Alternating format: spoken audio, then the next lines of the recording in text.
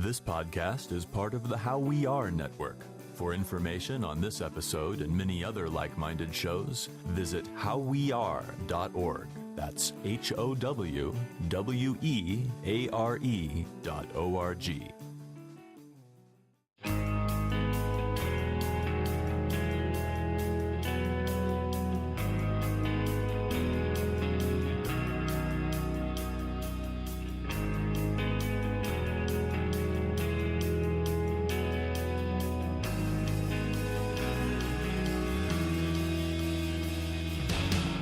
Hello, everyone, and welcome to another episode of 100 Words or Less, the podcast. I'm your host, Ray Harkins. I'm highly caffeinated. I've had like 3 cups of coffee today. Typically, I don't ingest that much caffeine, but I get excited because I find out when I get tired. I'm like, okay, around 2 o'clock, that's when I should have a cup of coffee, 2 o'clock in the afternoon. And maybe I should have a cup of coffee, obviously, when I wake up. And maybe I have one like around 7 or 8 just to kind of get me through. And I don't know. It just, it's really interesting. Enough of the random caffeinated coffee talk. Very, very special guest this week. It is Sean Moeller, and I am probably butchering the pronunciation of the last name, and I apologize. You think I should ask these beautiful people that are on my show how to pronounce their last name. But anyways, Sean Moeller from the amazing website Daytrotter, and more on him in a minute, but I was so amped to get him on the show.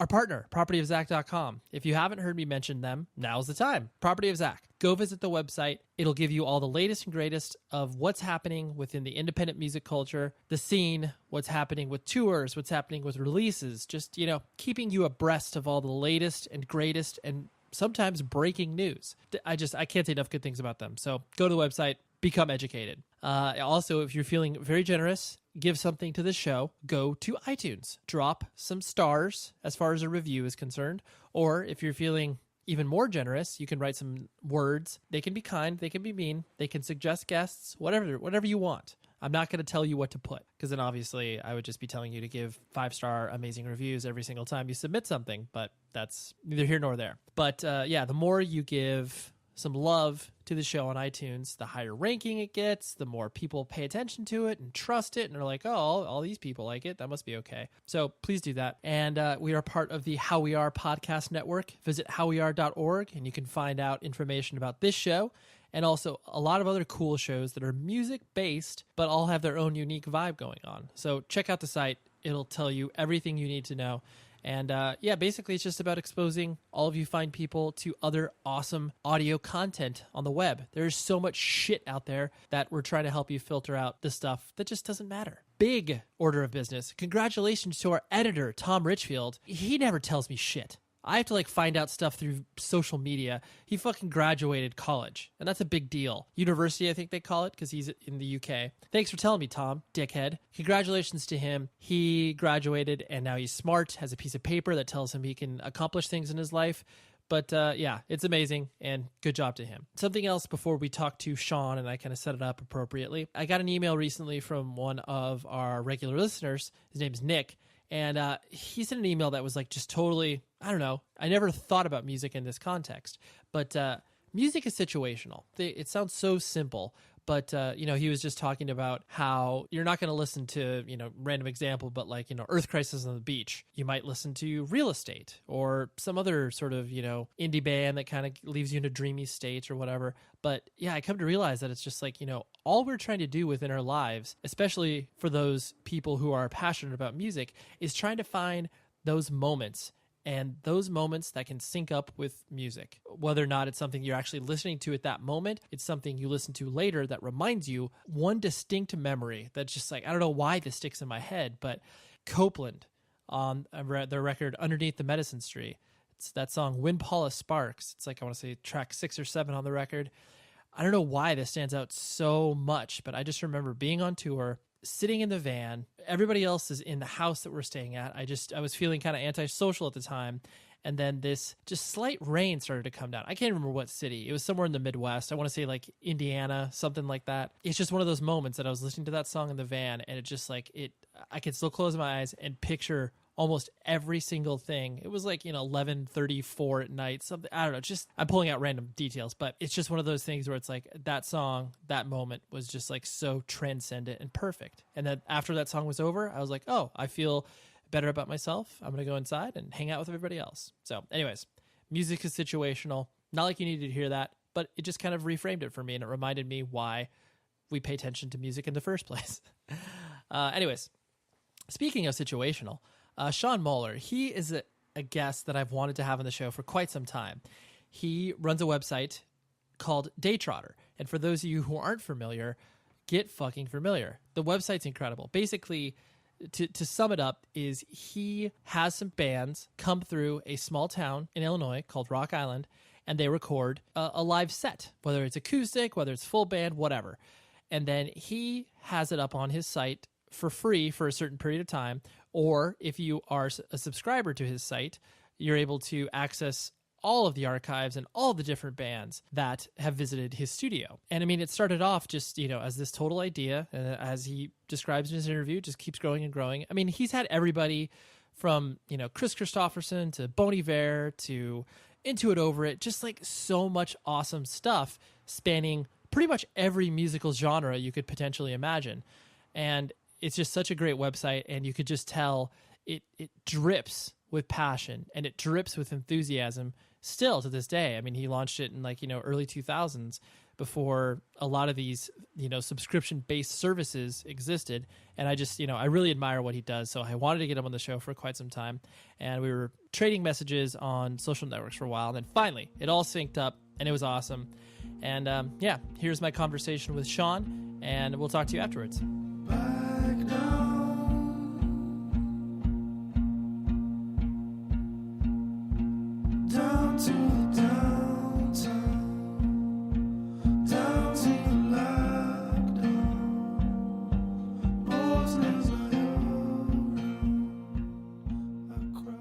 First personal introduction to, kind of what you were doing. And the studio is based in Rock Island, Illinois, right? Yeah, that's right. So I've played that city before. I used to play in hardcore bands from 97 till about 2005. And so once I started to become aware that Daytrotter was, a thing and people were stopping by, and then I looked at where you guys were located, and I'm like, who the fuck starts something in Rock Island, Illinois? And I'm sure you've been asked that before too. Yeah. I mean, especially around the time that you guys started, where it's the internet was obviously a thing, but getting bands to do anything 10 minutes down the road is difficult, let alone a stop in kind of the quote-unquote middle of nowhere. Yeah. When you guys first obviously started to have bands coming through, was it one of those things where they're like, wait, where am I going? Why am I doing this? Yeah, that's true for sure. Was it basically just no, I promise it'll be cool once you get here? Did you have to do a lot of convincing? I wouldn't say there was a ton of convincing. It wasn't that. It was more I was doing a lot of freelance writing for, alt weeklies and things like that. Mm-hmm. A bunch of monthly publications that don't exist anymore. And,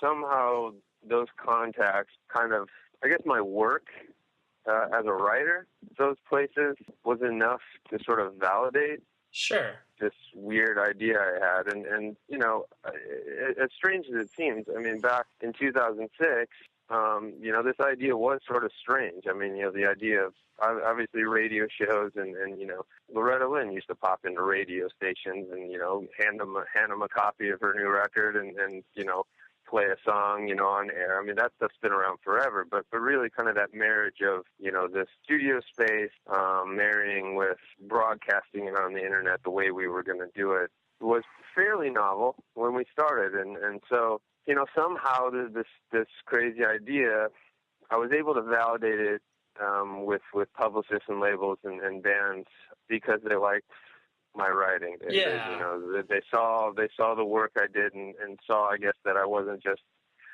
a hack, right. and I think that goes a long ways. I mean, you can chuckle about it, and I think there's so much lazy journalism out there, and so I think if anybody shows even a minor bit of competency, perhaps you're willing to go along with them, if they have an idea that strays a little bit from what they normally do. And I think that's essentially kind of how I was able to do this at the beginning. So I don't think that I don't recall ever really having to sell it too hard. Yeah. You know, I mean, you have to sell it hard to kind of, you know, to people that, you know, even still to this day, I mean, if we're ever to get Tom Petty in for a session, right, I have to sell that way harder than I have to sell it to, say, the Parquet Courts or right. you know, right. any of those bands. It's like, I mean, people that have, like, essentially grown up their entire lives understanding, appreciating, and sort of embracing the internet. Mm-hmm. And, you know, oddly enough, it wasn't a crazy sell job. I mean, just even our location, you know, I mean, you still get it every once in a while where we're in the middle of nowhere, but, you know, this is still on, you know, one of the most traveled interstates in the country. And right. You know, whether they ever knew that Rock Island existed, you know, because you can't see it off the interstate. Right. But, you know, you're driving, you know, once people realized that they were driving past it, and that it was, you know, just a little bit south of the interstate there. Yeah. You know, it becomes a much easier thing to sort of grasp and understand. Right. Well, no, I think you hit in a very important point, because a lot of people, I mean, especially within like the music industry, because I've traveled within that for years and years working at labels and stuff like that.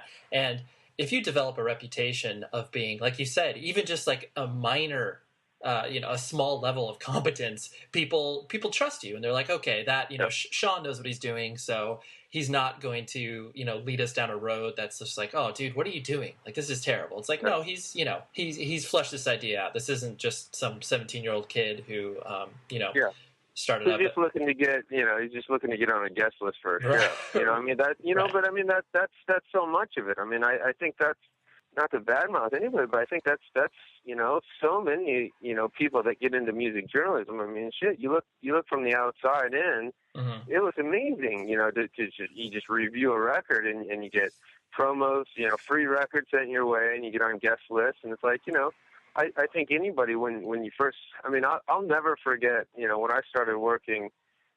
You know, I worked for the newspaper here in town, you know, in the sports department for a number of years, and I finally weaseled my way into doing some you know, entertainment stories here and there. Mm-hmm. And I'll never forget kind of the very first time that a publicist, I can't even remember how it sort of came up, but like if I needed anything, if I needed any, like, you know, a copy of the record or something like that, you know? Right. And like I had no clue. I had no clue that it would be like FedEx to me overnight, and that it would be like in my door the following morning so that I could be ready for the interview. Like, I had no idea that that's how it worked. Amazing, sort of, you know, you're just like, holy shit, like that. This is incredible. Like, here's this record that comes out in 3 months. I have it, you know, before like anybody. Like, I mean, there's something incredible about that, and obviously, like, there is that allure to you know, being in the music is just, you know, writing reviews, right? You know, doing advances for shows coming to town. You know, it's like, obviously you're helping out those artists, and otherwise they wouldn't do it. There's still just tons of people that you know, you'll do it for the free records and for the guest list slots, and there's nothing wrong with it. It's just, I guess there's more. You know? There should be more. There should be more for the artist. You know, I mean, that's always been my thing. Is you know, it's like when you see. I mean, I've gotten to be friends with a lot of, you know, people. You know, a lot of artists, and man, I mean, you just see how down, you know, people can get when it's like, you know, you put your heart and soul into writing these songs. I mean, you're making art. You know, I mean, let's never forget that. I mean, I've tried to never forget that, because that's my favorite part about it. Is like, you know, these people are you know, they're writers. Mm-hmm. You know, they're writers and they're artists, and they're making art. This is their art. And when it gets sort of kind of chewed up, I mean, essentially chewed up, either dismissed or just barely digested, and then, you know, thrown onto a page or on a website with a couple lines that were just copy and pasted directly from a press release. Right. Man, you know, it's devastating. Yeah. You know, it's devastating, and it's something that I've never wanted to do. That's sort of, you know, what the great majority of music journalism is. Yeah. Well, no, I think you hit a very important point. The fact that, you know, basically, if you're doing something as unlucrative as a music journalist, because obviously it's very difficult, especially and no matter what time you're writing, it's been difficult to do that for years and years. But absolutely. But when everything that's where the free records and the guest list passes come in. I mean, like literally. I mean that's how you're paid. That's why people do it, because like, well, you're not getting paid shit, right? And well, at least I got a free record, and I got to go see that show I wanted to see. Right. I mean, that's really what it comes down to. The point that I think, or that I hear from what you're saying, is the fact that all that stuff that you're talking about, like any of the quote unquote perks that you get, that obviously should be a byproduct of why you're doing it in the first place. Everything else, right? Should be. Yeah, it should be. Yep. It's like rather than that being the primary goal of you, like you said, obtaining free product and seeing shows for free and stuff. But yeah, I think that's definitely an important point. And I mean, I think, and that's I guess that's what I've always sort of had. That's the way I've always sort of felt. And so I think that was pretty evident. I think with any of these people that I approached early on about this project. Mm-hmm. And that's how I've always looked at it. I mean, it's now my business, it's my company, whatever you want to call it, but it's still a project. It's this interesting art project, that I started, right. 8 years ago, and I think that's sort of what people, saw. I think it was pretty clear that I was doing it out of that sort of love and that sort of appreciation of this art, Yeah, no, for sure. And to back things up, were you born and raised in the Midwest? Like where did you come up, so to speak? Yeah, I grew up right here. I grew up in Davenport. That's where I still live. Okay. We're just across the river. I can see the studio from my house. Across the mighty Mississippi there. That's incredible. Yeah, it's I've always liked it here. It's always been kind of that place. I've never considered leaving. Like, I think enough of the people that I grew up with, couldn't wait to get out of here, and mm-hmm. and I always kind of thought they were fools. Right. and really, the more, I've gotten to go to some cool places, and there's still no place I'd rather live, Yeah, no, because I've spent a lot of time. My stepfather was raised in Farmington, Illinois, which is, it's a small town. Like Sure. Me myself, like I had never, I was born in Las Vegas and spent most of my time in Southern California, and so it's like I never had that sort of small town experience. And so going back there and visiting, and then also touring and playing a lot of these places, it gave me a perspective because coming from an urban area, you're just like, oh, fuck, why would you want to live in a small town? Like, Jesus, there's nothing going on there. But then there obviously is a distinct, and I don't mean this in a demeaning way, but like a charm to it. There's like, obviously, Absolutely. There's something that tethers you to it. And it's like, I see why, like you said, I think there's two types of people where it's like one like yourself who obviously can still be a part of a community from a larger sense of the term, but then also be a part of the community as in like your next door neighbors and stuff like that. And then there's obviously, like you said, the people who just can't wait, once they grow up, they're like, oh, I can't wait to get out of here. Yeah, I think, for us here, I mean, it's one of these places that I think is it's hard to understand, because here, I mean, there's 500,000 people that live here, and yet it does feel like a small town, and we have a minor league baseball team. We got, I don't know, like there's a lot of really great sort of perks, that people just don't know about. I mean, like I said, if you're just driving on Interstate 80, which, that's how most people experience this area, God, you don't see anything. You don't see anything about, of Davenport or Rock Island. Like that's, you get to see a couple hotels there off the exit, but otherwise you don't see anything. And I don't know. I mean, there's so many amazing places. I mean, there's so many amazing places in Iowa, just in the state of Iowa that, like, if people really knew they existed, like, tons of people would travel there because they're great, Right. And yet, it's like that. I mean, not to get all patriotic, but this country is pretty amazing. Like there's so many brilliant pockets, of cities that are, 1,000 people live there, and yet it's like the best city that you'll ever want to go to. Mm-hmm. It's like it's incredible, and so I think, I don't know. I mean, even just, lately I've been talking about, Nashville a lot, and obviously it's not like Nashville's an unknown thing, but if you go to Nashville now, it's just an amazing place to be, because like even these little neighborhoods that, were nothing a couple years ago are now these like interesting, thriving pockets where there's all these like young people starting up, businesses and opening shops and I don't know. I mean, like you can kind of do that anywhere. And I mean, that's, to kind of bring it back to what we're actually talking about, I can operate Daytrotter here and I've been able to make it what it is from here because of the internet. It's obviously, it was an essential part of the entire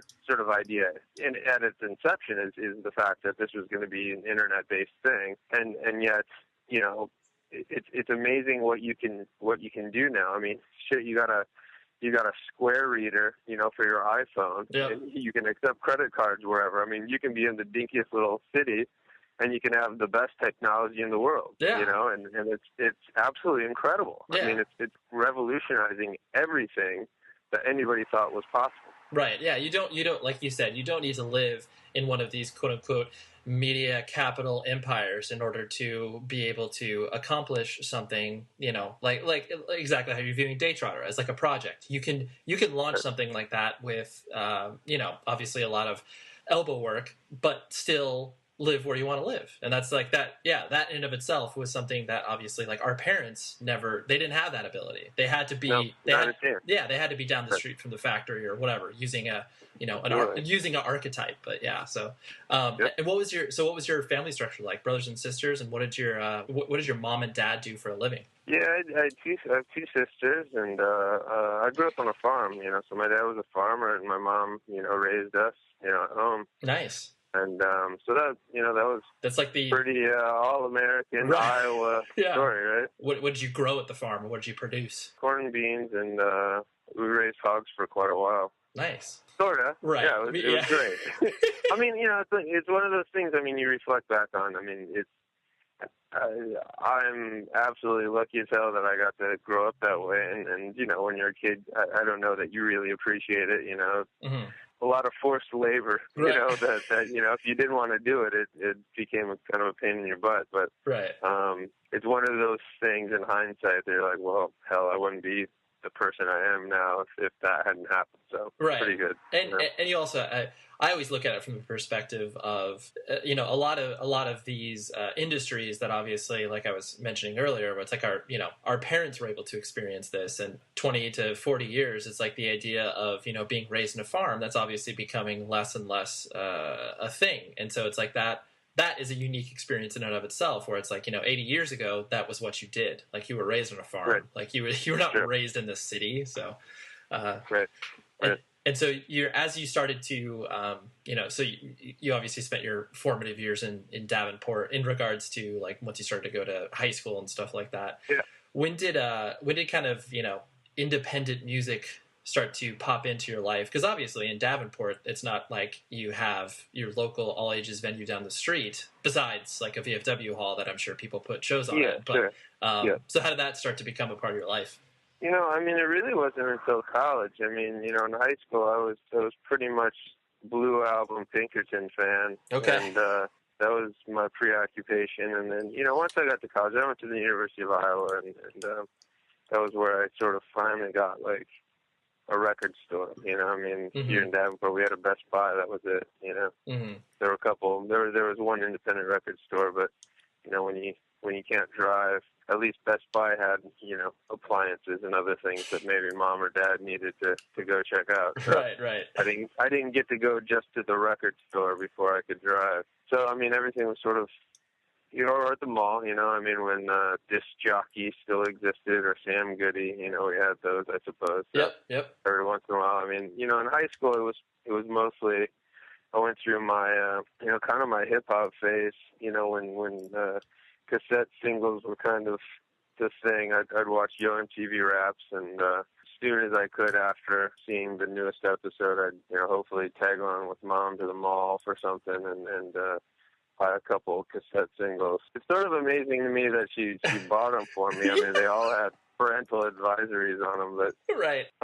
somehow she didn't even pay attention, or somehow I don't even understand how that happened. But yeah, no, that's basically how I that was my phase, and it was like Ghetto Boys and, Digital Underground and all that stuff, Eric B. and Rakim. Because I myself had this similar experience in regards to like the cassette singles. Like that was such, obviously it was such a scam. It was such like, but you as a kid were like, okay, I can buy this cassette single for $4. Yeah. Whereas, you can buy the album for like 16 or $17, but your brain didn't compute that because you knew that you couldn't afford that. But I just remember, it's like, I honestly, for nostalgia purposes only, I definitely still have a drawer full of my cassette singles. Yeah. Sure. And it's like, it was such an amazing industry that, capitalized on young kids getting into that. I mean, hell, it's really no different than, buying a single. I mean, for better or worse, I bought the Robin Thicke, I bought Blurred Lines on iTunes the other day just to, have it. My kids like the song, or, it's like we listen to it on the radio. It's like I have all kinds of singles like that on my phone, just play for my kids, or like, play that Justin Bieber song or whatever, and sure. It's like, I mean, $1.29. I mean, you're talking about a digital file. At least cassette singles were something physical, it's like it was something that had to be produced, there's the tape, it's like, I mean, there's at least something you can hold. I mean, the idea of $1.29 for a digital file is that's way more of a racket than cassette singles ever were. Right. No, it's totally true. And so we got no problem. We got no problem buying singles on iTunes, do we? None, not at all, dude. A dollar, not at all. Totally fine. $1.29, totally fine. So basically in high school it was kind of whatever was on the radio. And like, did you enjoy your high school experience? Were you, what did you find yourself doing? Great. Well, I ran cross country and track and played baseball and basketball and got it. So I was a really good runner. I was, all-state runner and all that good stuff, and went to college to run. Oh, wow. I got a scholarship to run at Iowa, so that's what I did. What was your event? Were you primarily just track and field, or were you cross country? It was all distance stuff. Yeah, it was cross country. So nice. And do you still have a quote unquote passion for that? Because I don't think that dies over time. Yeah, that's really kind of one of those things. I don't know. I've found that anybody that's sort of in distance running, you kind of don't lose it. I guess when you get older, you do realize, God, that's the easiest way to stay in shape. Right. And I think when you do it at the level that I did it at, it's pretty hard not to want to at least try to stay decently good at it. It's like I certainly have plenty of teammates in college who got put on some weight, but the majority of us are still sort of doing it, and you kind of feel like a doofus if you don't keep doing it. Right. I mean, I think my wife and I, we've been having kids for the last few years, and we kind of both have let it go a little bit, and just this last year we've really gotten back to like making it a priority of like taking care of ourselves and like running and getting out and being active, and it feels so much better. You just feel great. So if I can get out and get 5-7 miles in every day, I feel so much better after I do that. Yeah. Did you have like a sort of Olympic hopefuls or like? No chance. No chance. No. I was good. I wasn't anywhere that good. Got it. And so, like you said, as college started to open up your musical palette, what did you? Because obviously, Daytrotter in and of itself is somewhat of a reflection of your tastes. But what did you gravitate towards the beginning? Like you said, obviously, Weezer was kind of a thing. But did you find yourself primarily interested in like indie rock? Were you getting into metal? Like where'd you find yourself at? Yeah, well, I mean, right around that time, I mean, when I first got to college, I mean, sort of in '97. It's when it's really when kind of like all the Elephant Six collective stuff was really happening. So like, Elf Power of Montreal. I mean, Cherry Peel by Elf Montreal had either just come out or was really soon after that came out, and that was a record that really kind of started some things for me. It really just kind of, I mean, once you kind of got into that Elephant Six stuff, it spiderwebs out pretty quickly. There's so many offshoots, and circulatory system and Beulah and Apples and Stereo, and just kind of keeps it going. Everybody had so many projects, and it was just fantastic. Masters of the Hemisphere, and it just goes on, and I just kind of like. There's a great club in Iowa City. I mean, it still exists. It's gone through a couple of iterations since I left college, but it was called Gabe's Oasis. Oh, yeah. And, there was a show there every night. I'm sure you played there a bunch of times. One of the worst bathrooms in the entire country. One of the worst bathrooms in the entire country, but it was a dirty rock club, and they had shows every night. With 3-4 band bills, and right. God, I would go by myself, if I couldn't find anybody to go with me, I didn't care. I went and went to tons of shows and right. Pretty quickly. I mean, pretty quickly you can kind of feel yourself going down the rabbit hole. Right. And so it was, Elephant Six stuff and then I mean, during that time too was, kind of when all the Lawrence, Kansas stuff was happening with the Ghetto Kids, sure. and Open Facebook, and the Anniversary, and all these like really, just bands that were taking a lot of that Weezer stuff and channeling it into, more of an indie rock, whatever you want to call it. I'm not really big on labels, but just that sort of thing. The whole Omaha scene. I mean, obviously. Connor was starting to do all the Bright Eyes stuff, and then that was shooting off into like all the Tim Kasher stuff with Cursive. It was incredible, and the great thing about where I live is, a lot of that stuff was happening really close. So, I mean, like the Get Up Kids, Bright Eyes, and all those people were playing Iowa City a lot, and it was really before they were massive, and so to like be able to see that stuff. I mean, they would come a couple of times a semester, to play in Iowa City, and It was pretty fantastic, like we kind of had that close up. I mean, the Promise Ring and all that stuff. I mean, that was in Milwaukee. I mean, there was Joan of Arc and there was so much of that really pivotal sort of music for kind of the entire scene was happening within a couple hours, away from us. And it was a really beautiful time as far as being able to experience all of that firsthand. Sure. Yeah. And it's basically once all those bands obviously started to come out to like California, like that's when the Midwest became known, where it was like, holy shit, like there's so much happening in this area that so many bands just try to tour over. Like they just don't want to play there because the shows are terrible. But then that turned the corner where it's like, okay, like there's a scene in these certain areas and you got to play there. So yeah, that's cool. Right. That's cool that you felt like there was a ground zero where it's like a lot of bands were obviously coming through and you experienced a lot. Yeah, and really, I mean, one of the coolest things for me, that I don't even think I recognized it at the time, like not really, not until just now, where, most of those bands were like, I was in college and they should have been in college. They should have been like, in classes with me, but they weren't, like they were already like out doing what they thought they were going to do for a living. And, to really look back on it now, I mean, I'm not going to say I'm friends with Matt Pryor from the Get Up Kids or David Von Moeller or Dan Dierter, but like from Promise Ring, but we're certainly not friends. Like they're sort of like peers, and they respect what I do, and we're sort of very very distant kind of buddies, and just like even thinking about that, it's like wait, like I was going to your shows, but you were only like a year older than me, you were the senior in high school and I was a junior, and yet like in sort of high school.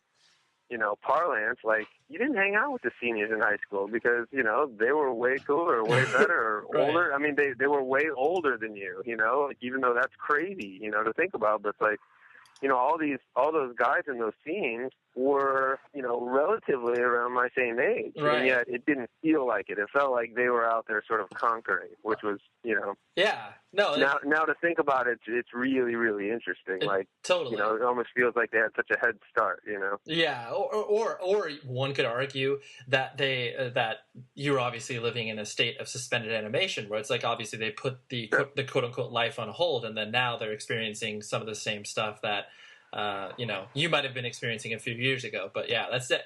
Right. It is funny. It's like you put a person on a stage, and even though, and I use the word stage in air quotes because obviously the stages were small, but the idea that because a person is on a stage, they feel definitively older than you, even though it's like, no, they probably were like a year or two older than me, if that. I think a lot of things get really distorted that way. You know, I mean, no matter what. I mean, there's all kinds of weird things, you know, weird tricks that your mind plays, Yeah. you know, in your sort of analysis of what you're watching. During college is when you became more interested in, you know, writing, and that kind of started to introduce itself. Reading and writing were always sort of like the things.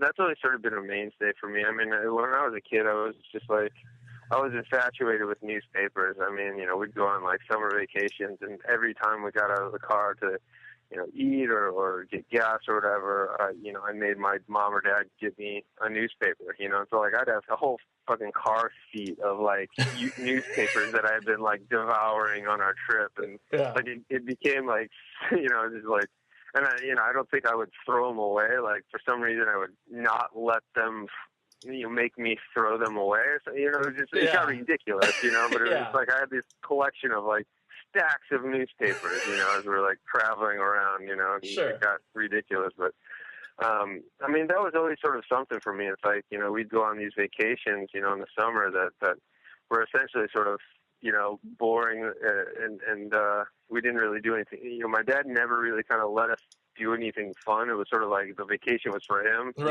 like he was a farmer. He works really hard to, you know, like this was a vacation for him, you know, and we had to come with, you know, and so like we basically did what he wanted to do, which some of it was fun, most of it wasn't. And so, you know, I would just bring stacks of books and, you know, newspapers and magazines and all this stuff, and just, you know, it was wonderful for, you know, it was my favorite time. It was just like, I get to just sit in this car and read all day. It's amazing, you know. No one bugs and so me. That was always my thing, you know. And you know, I went to school to become a writer, and you know, I went to majored in journalism and minored in English and business, and you know, so that was always my thing. I mean, when I first got to Iowa, you know, and kind of got into the, you know, the record store stuff and going to tons of shows, like, you know, I made a zine, and you know, I do interviews from my dorm room, you know, so, you know, with bands, and you know, it was just kind of like I guess it all sort of exploded a little bit, you know, just like where I was able to like you know, put everything together. Yeah, that's such an important point, because I definitely I did a lot of freelance writing towards the end of the 90s and early 2000s, just for, you know, friends magazines that like you joked around no longer exist. But that feeling of like, okay, like I've always enjoyed my English classes, and I've been passionate about music, but then when you make that connection in your brain, like, whoa, wait, I can do both of them at the same time, like, holy shit, like that's totally life altering. Yeah, and what, you know, and what's weird about that is, you know, the thought of like, you know, when I was first starting college in '97, it's like the thought of, you know, starting a website, you know, that didn't exist. You know, like, I mean, like to actually, you know, kind of quote unquote publish yourself. You know, zines have been around for, you know, a super long time, and that was sort of, you know, it's always been the self-publisher sort of mode, and yet, you know, there was no thought. I mean, even when I started Daytrotter, it was, you know, not really something where it's like, well, you know, what am I going to do? I don't know how to make a website. You know, like, so just start a website, I guess. Even then, it was kind of one of those things. It was like, well, how do you do that? I don't even know how to do that. Don't really know that many people that know how to do it. Right. Yeah. Just you're like, where do I begin? What are you going to do? Right. Yeah. And so it's like, you know, even in college, it's, you know, like I said, it's like, well, I guess I'll just go to a copy machine and just, you know, like I typed up all the shit, you know, I guess just go to a copy machine and copy a bunch of times, and then put it out at some record stores, or, you know, like just put some stacks of it in a couple places, you know, like whatever. Yeah. You know? Yeah. No, for sure. Once Daytrotter started, and that obviously became the project that you were working on, the easiest way to define that something is like a thing is like, wow, I'm like starting to make a living off of this. But in your own mind, when did you start to notice that like Daytrotter had become, you know, this a more meaningful piece of the independent music puzzle, where I was like, holy shit, like I didn't expect to get this person to agree to do, you know, come to Rock Island or whatever? I don't really know. I mean, I know it's hard to reflect, but it was one of those things where I'm sure it's just like, obviously it gradually happened, but, I'm sure there was like those certain feelings that started to change. Yeah, I mean, well, there's certain moments. I mean, just certain people that we had in for sessions that you're sort of like people that you kind of just didn't expect it to embrace the idea as soon as they did. I mean, one of the biggest ones was when, Will Oldham came in for the first time, and sure, it was one of those things that happened really last minute, and I've been asking and kind of inquiring, and then he finally, decided, 2 days before it was going to happen that he wanted to do it, and his publicist was kind of shocked about it, and yeah. she's like, he never does anything like this, but he checked out the site and he thinks it's great and whatever. And so he came in and did a session, and it was great. He's a really great / weird, interesting guy, and I think he always makes things a little bit slightly awkward, and of course, and that's just his way. So he left here, and we're just like, wow, that was really cool, and whatever. And we posted the session, and a lot of people loved it, and it was kind of one of our first big sessions that got a lot of recognition, relatively so. And, we heard about later, from his publicist that, he was on, Letterman or Leno or something like that not too long after the session. He was telling everybody in the green room about how great Daytrotter was. And, that was sort of like one of those things. Right. To hear something like that, you're just sort of like, that's surreal. That's just bizarre. And yet, even to think about it now, it's like, I mean, when we posted the very first, Bonnie Prince Billy session, I think it was only the 20th session we ever posted, or, something like it was really early on. And yet, to say it was only the 20th, that meant it was 4 months into our existence, because we only posted one session a week when we started, Right. But just even the thought that, hey, we're so young, and there's this guy that's been doing this for a really long time that finds what we're doing good, was kind of an important moment. Yeah, no, that's awesome. It definitely feels like when you are in a situation and you're just like, whoa, what is this person doing in front of me? That's when you know that whether or not it has any resonance outside of the moment that you're experiencing, that's when it's like, oh wow, I didn't expect to be here. Yeah. I really like what you guys have done, obviously, with the whole vinyl subscription. Well, when I say vinyl subscription, the free item when you subscribe to Daytrotter. Right. Because it's obviously in this day and age that, everybody else is caught up with the idea of, hey, let's record acoustic performances. And obviously there's that sense of, and I don't even use the word competition in in a corporate sense where it's okay, well, here's Daytrotter, this, pillar of the community, let's fucking take him down. But you've obviously had to, you've been forced to do things differently than you might have, a few years ago, because there obviously is so much, for lack of a better term, clutter out there. But you seem to stick true to the tenets that obviously you've founded Daytrotter on. That's obviously been a pretty important component to what you're doing. Just interesting to see what's happened over the last 8 years. I guess I've always kind of looked at it as well, there's lots of magazines, and yet, Rolling Stone keeps, for some reason that still holds importance, for whatever reason. Right. I think for us, I mean, just kind of our timeline, we've had to figure things out. I think, with anything, I don't look at any of these other people necessarily as competitors. I think it's one of those things where, if they started what they started, with the same idea as I had of I want people to know about this great band that nobody knows about, or I want, I want to help these guys hopefully get to keep doing this for the rest of their lives, or as long as they want to do it.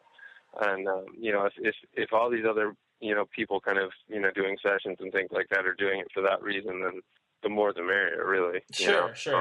Because that should be the reason that anybody does this. And that's never changed for me. It's always sort of been one of those things where it's if I can use this really great platform that I now have to get people to listen to more Nathaniel Rateliff, then I'm doing a great thing for the entire world. Right, right. Not just Nathaniel Rateliff. And so it's if I can put his music in front of tens of thousands of people, I'm doing great work, right. And so that's always sort of been the purpose for me. It's always sort of been this thing that guides everything that we do. And you know, you can still never lose sight of the fact that, you know, everybody has to survive. And so, you know, for us, when we had to make the change to a membership model a few years ago, you know, it was with no shortage of nervousness and you know, worried sort of days and nights of, you know, we have to. If we don't do this, you know, we were losing so much money every month. If we don't do this, we have to shut down because, you know, we can't afford to do this. Like this is not working. Right. And so, you know, we made that decision, and you know, it's really been kind of the best decision we've ever made. It's you know, we're now able to see what we're doing and look at kind of what we have to work with and be like, we're going to be able to do Daytrotter. Yeah. You know, like for a long time now. I mean, just with, you know, the people that have, you know, supported us and feel that it's something they need in their life. They're not just supporting what we do. They're essentially saying that they're willing to support these bands that we put in there, because I truly believe that anybody that's a member of Daytrotter is one of those people that's going to go buy the records, and they're those people that are, you know, we've essentially, you know, collected or on a daily basis collecting an audience that is willing to pay for music. You know, they don't come to Daytrotter to buy the Edward Sharpe and the Magnetic Zero session, right? They come to Daytrotter, you know, and they give us a couple dollars a month to be exposed to the things that you know, on a daily basis I'm trying to discover myself. Right. You know, because I'm a music fan myself, you know, more so than a lot of people, and Yeah. I'm looking for things that I love, and I've curated Daytrotter based on what I think is great.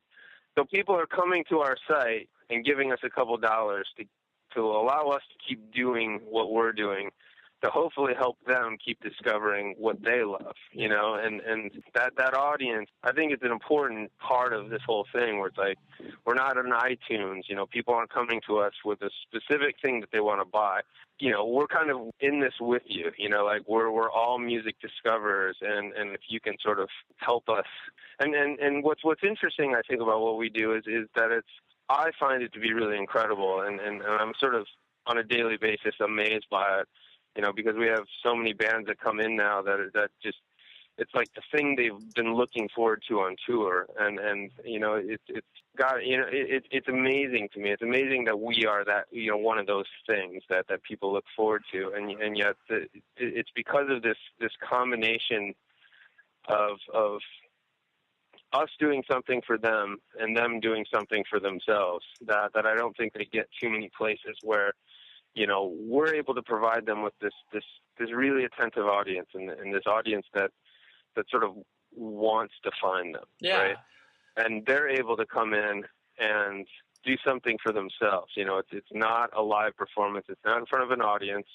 It's not necessarily a studio thing where there's this weird expectation of posterity, you know, where it's like, this album has to be perfect because this is our album, you know? Right.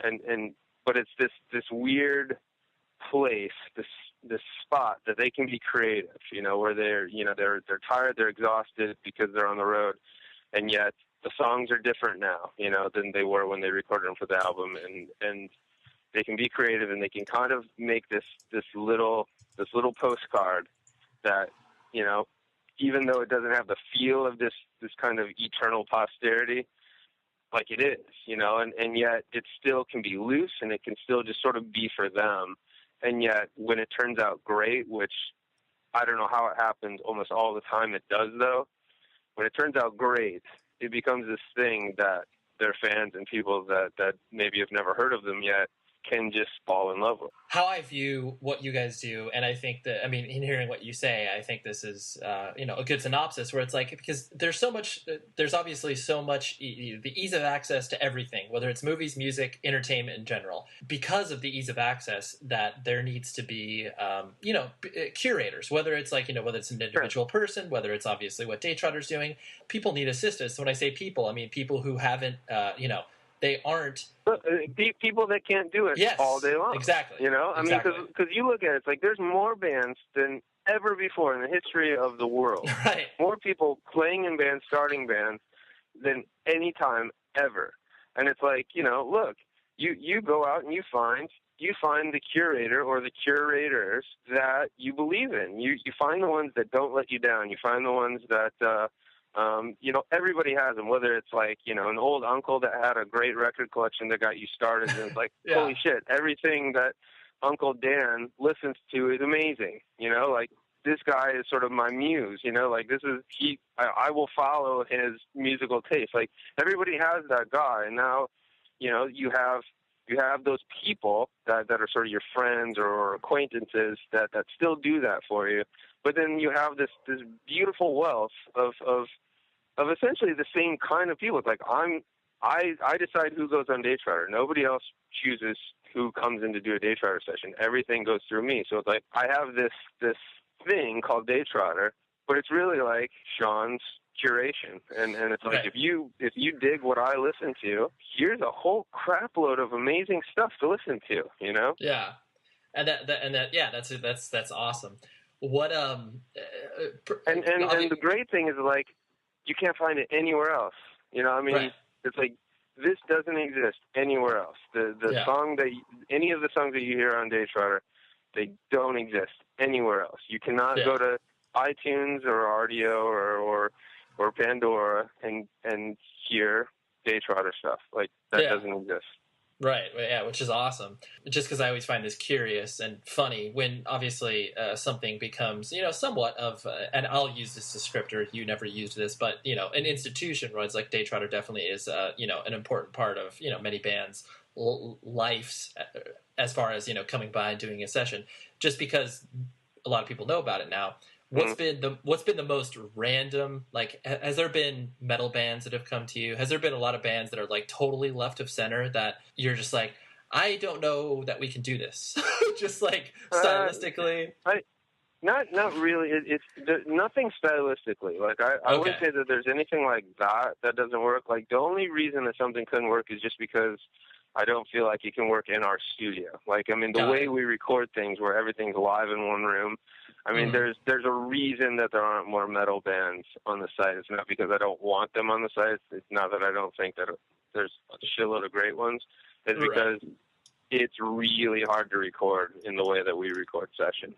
And so, like, I would love to do more, big band jazz stuff or whatever, like, just big bands in general. Like, I would love to do that, but our studio's not that big, so it's like, and those people don't travel, it's like there should be more hip hop on the site. And it's not because we can't record it properly. That's the easiest stuff in the world to record, but they don't tour like indie rock bands. They don't come through Rock Island because, they're flying between shows or they're only hitting major markets, so it's like, there should be way more hip hop on the site, but, the only reason that something, isn't necessarily on the site is really because I don't know that we can do it justice or that they're unavailable. And at the same time, there's weird ones, there's strange ones.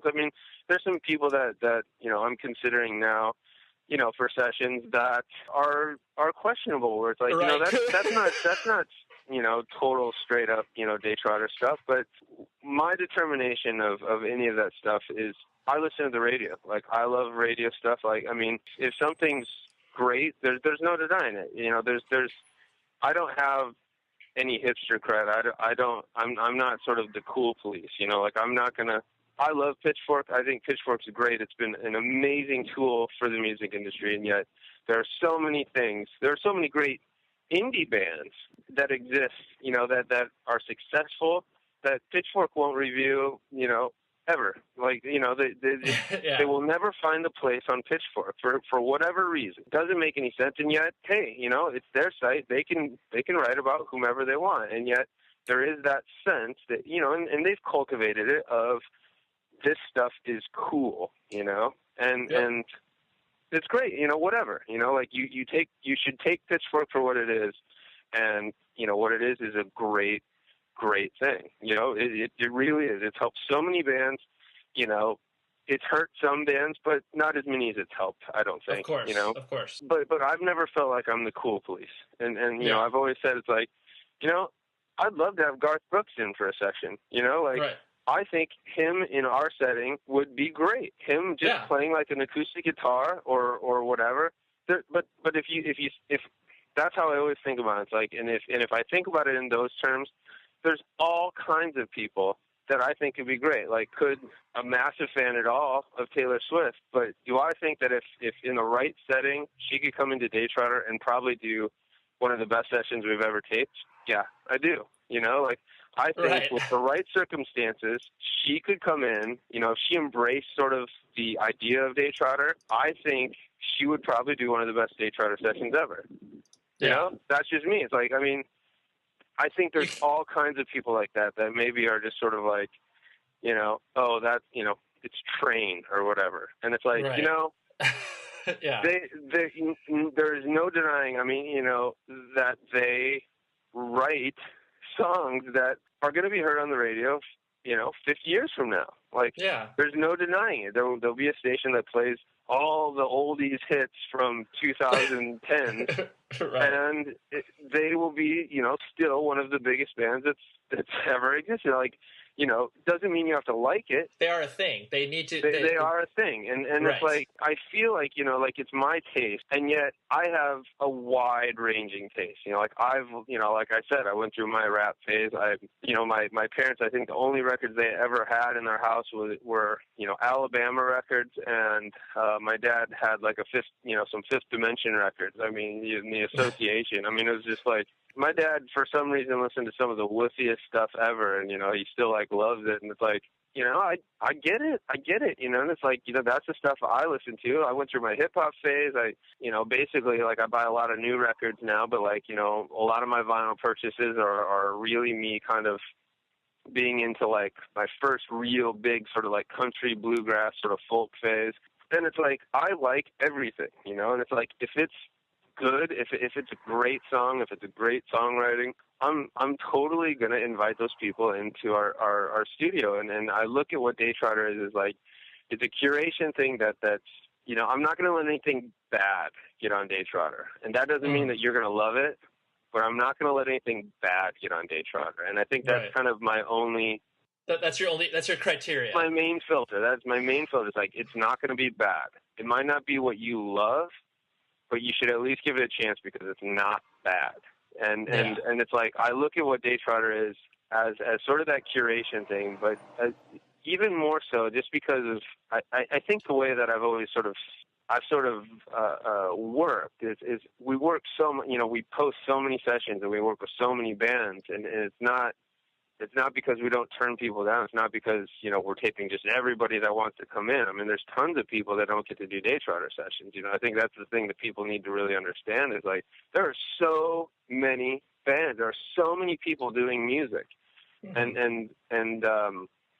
But yeah, I look at kind of what we're doing too as sort of this, you know, it's this chronicle of, like, this is music as it is now. This is the good stuff as it is now. And obviously we don't get everybody. It's like if we did, you know, Jay-Z would have a session and Kanye West and all these, you know, amazing artists would have a Daytrotter session. Yet I'm trying, you know, it's like that, those are still my goals. It's like, but I want it to be as comprehensive as possible that I can, you know, and that's sort of the thing that I work on every day is, like, how could I get more of those great hip-hop bands in? How could I get more of those great metal bands in? You know, what do I have to do to, like, figure that out? How do I make our studio, you know, able to handle that stuff? Because, like, I want kind of the archive of Daytrotter to be this amazing sort of living, breathing example of what, you know, these years are putting out. It's like, I want, you know, I want Icona Pop to come in and do a Daytrotter session just because they made this one song that it's like it's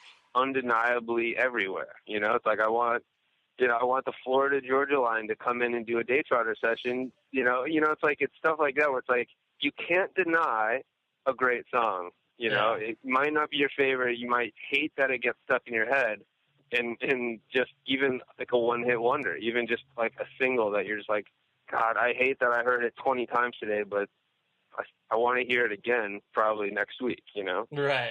There's a relevance behind it. I think you summarized it best, where it's just like you're looking to create a snapshot, and that snapshot shouldn't be limited in any sense of the term. It should be limiting as far as like, okay, this is it's just bad. Like this is just not good. And I think that I mean, obviously bad is subjective, but that is ultimately what makes Daytrotter powerful, because it's subjective. If it wasn't, you would obviously you would have, like you said, the doors would be wide open. You need to have some sort of limiting focus on it, because otherwise then the trust is broken and people are just like, oh, this is shit. It's like people can say it's shit based on their own personal taste, but it's definitely not diverting from what you've originally set out to do. Right. Well, I'm not going to keep you any longer because I think we could talk for another 2 hours. That would be rude of me. But thank you so much, Sean. I really appreciate it. Hey man, it was great. Okay, there you have it, everybody. Yeah, what a great chat, right? Just kind of meandered.